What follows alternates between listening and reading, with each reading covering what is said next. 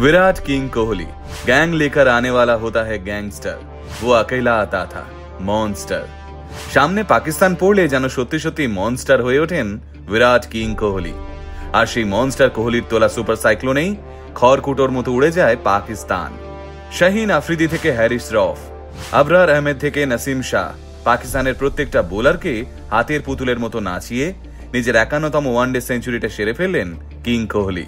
পাশাপাশি নিজের ৮২তম international century এবং ২৭,০০০ রানের মাইলস্টোনটাও পাকিস্তানি বোলারদের তছনছ করতে করতেই সেরে ফেললেন আমাদের বিরাট রাজা।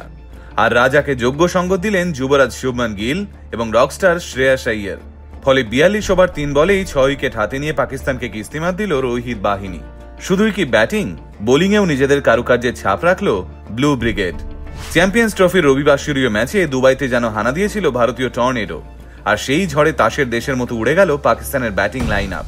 বুমরার ম্যাজিক স্পেল নেই তো কি হয়েছে, কুলদীপ যাদব আর অক্ষর প্যাটেলের ঘূর্ণি রয়েছে। আর তাতেই যোগ্য সঙ্গ দিলেন ব্লু ব্রিগেডের অন্যতম গুরুত্বপূর্ণ অলরাউন্ডার হার্দিক পান্ডিয়া।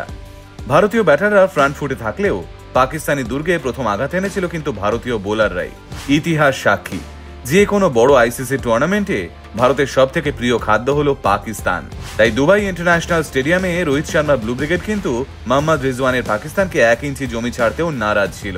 টসে জিতে ভারতের বিরুদ্ধে প্রথমে ব্যাটিং করার সিদ্ধান্ত নিয়েছিলেন মোহাম্মদ রিজওয়ান। ৪৭ রানে ২ উইকেট খুইয়ে পাকিস্তান যখন রীতিমতো ধুঁকছে, সেই সময় পাকিস্তানের হাল ধরেছিলেন সাউদ শাকিল এবং পাক অধিনায়ক মোহাম্মদ রিজওয়ান মিলে। তাদের কাঁধে চেপেই পাকিস্তানের স্কোর পৌঁছয় ১৫১ রানে। ক্রমশ ভেন্টিলেশন থেকে বেরোতে শুরু করে পাকিস্তান দল, কিন্তু ঠিক সেই সময় মারণ আঘাত হানেন অক্ষর এবং হার্দিক মিলে। পরপর ২ ওভারে তারা দুজনে মিলে প্যাভিলিয়নে পাঠান সেট হয়ে যাওয়া রিজওয়ান এবং শাকিলকে।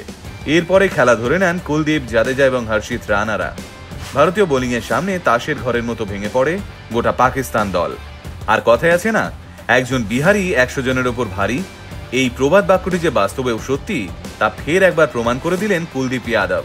৯ ওভার হাত ঘুরিয়ে দিলেন মাত্র ৪০ রান, তার বদলে তুলে নিলেন পাকিস্তানের ৩টি মূল্যবান উইকেট। ভারতীয় বোলিংয়ের দৌলতে ৪৯ ওভার ৪ বলে মাত্র ২৪১ রানে গুটিয়ে যায় পাকিস্তানের ইনিংস। এরপর বাংলাদেশ ম্যাচের মতোই চনমনে মেজাজে ব্যাট করতে নামেন ভারতের ২ ওপেনার। আর নেমেই একটার পর একটা বলকে বাউন্ডারির বাইরে পাঠাতে শুরু করেন রোহিত শর্মা। কিন্তু আচমকায় শাহিন আফ্রিদির একটা নিখুঁত ইয়র্কার এসে আছড়ে পড়ে উইকেটে, আর রোহিত শর্মাকে ফিরতে হয় প্যাভিলিয়নে। ঠিক সেই মুহূর্তে মাঠে পা রাখেন একজন আহত সিংহ, যাকে বেশ কিছু মাস ধরে তুলোধনা করে চলেছে ভারতীয় মিডিয়া। বিগত ১.৫ বছর ধরে সেই গ্ল্যাডিয়েটরের ব্যাট থেকে কোনো ওয়ানডে সেঞ্চুরি বেরোয়নি, অথচ আজও সেই যোদ্ধা মাঠে নামলে আশায় বুক বেঁধে বসে থাকে সমুদ্র হিমাচল। কারণ সেই যোদ্ধার নাম বিরাট কিং কোহলি। মাঠে নামার পর প্রায় ৪৫ ওভার পিচে কাটালেন তিনি। প্রথমে কিছুক্ষণ সেট হতে টাইম নিলেন, তারপর কিছুটা হাত খুলে খেললেন, তারপর আবারও ফিরে গেলেন সাবধানী মেজাজে।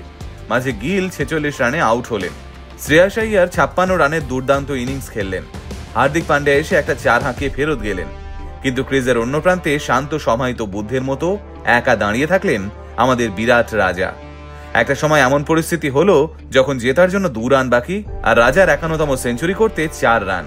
সেই সময় হঠাৎই ঝলসে উঠল এমআরএফের স্টিকার লাগানো উইলো ব্যাটটা। আর তারপরেই উৎসব শুরু হলো গোটা ভারতবর্ষ জুড়ে, কারণ ইন্ডিয়া ম্যাচ জিতে গেছে। আর ১.৫ বছরের খরা কাটিয়ে আবারও বিরাট কোহলির ব্যাটে ফিরে এসেছে one day century. Bharat Pakistan match, Virat কোহলির উইনিং স্ট্রোক মেরে সেঞ্চুরি কমপ্লিট। এর চেয়ে পারফেক্ট মুহূর্ত আর হতে পারে? তা যাই হোক, আপাতত পরপর ২টো ম্যাচ জিতে সেমিফাইনালের দরজায় কড়া নাড়ছে ইন্ডিয়ান ব্লু ব্রিগেড। পরের ম্যাচে ভারত নামবে নিউজিল্যান্ডের বিরুদ্ধে। ওই ম্যাচটাও আমাদের জিততেই হবে, কারণ নিউজিল্যান্ড কিন্তু বাংলাদেশের মতো অতি দুর্বল অথবা পাকিস্তানের মতো দুর্বল প্রতিপক্ষ নয়। তাই এবার থেকে আরও সাবধানে প্রত্যেকটা পা ফেলতে হবে রোহিতদের। গোটা আলটিমেট মিডিয়া কুর্নিশ জানায় ভারতীয় ক্রিকেট টিমকে। আসলে পাকিস্তানের বিরুদ্ধে ভারতের এই জয় শুধু ক্রিকেট মাঠের একটা সামান্য জয় কখনোই নয়। পাকিস্তানের দেওয়া প্রত্যেকটা আঘাতের এক একটা পাল্টা জবাব হলো ক্রিকেট মাঠে ভারতের এই জয়গুলো। আর গত কয়েক বছর ধরে সেই জয়ের কান্ডারি একজনই, বিরাট কিং কোহলি। জয় হিন্দ, বন্দে মাতরম, চক দে ইন্ডিয়া। এমন আরো ইন্টারেস্টিং ভিডিও দেখতে আজই ফলো করুন আমাদের পেজ আলটিমেট মোটিভেশন। আমাদের একমাত্র YouTube channel ultimate motivation official subscribe করতে ভুলবেন না কিন্তু। আলটিমেট মোটিভেশন, বাংলায় মোটিভেশন, বাঙালির মোটিভেশন।